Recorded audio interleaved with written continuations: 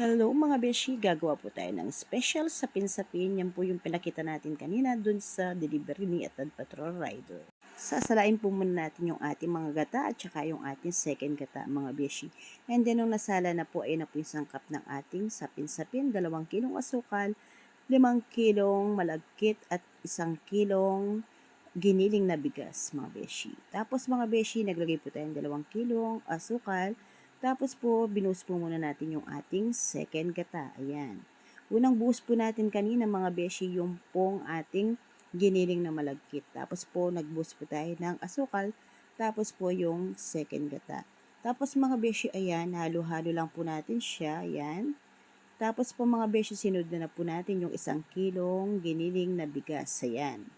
Tapos mga beshi, linagyan na rin po natin yung ating gatas, pampalinamnam lalo sa ating special sapin-sapin.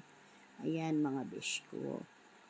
And then mga beshi, susunod pa rin po natin yung isa pang gatas. Ayan. Ayan mga beshi, sisimutin po natin yan. Sayang po kasi. Tapos po, ayan pa po ulit yung gatas na dinagay natin. Ayan po, nasa inyo po kung anong gusto nyo gamitin gatas. Pero ako po mga beshi, dahil nga po gusto ko yung talagang malasang malasa. Kaya ganyan ang ginagamit ko. Tapos mga beshi, binuhos na po natin yung ating first gata.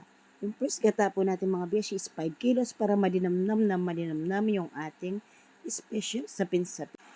And then mga beshi, sasalain na po natin siya with food color na po yan na kulay yellow. Tapos mga beshi, shortcut na po yan. Ayan, sa kabila naman po kulay violet na food color.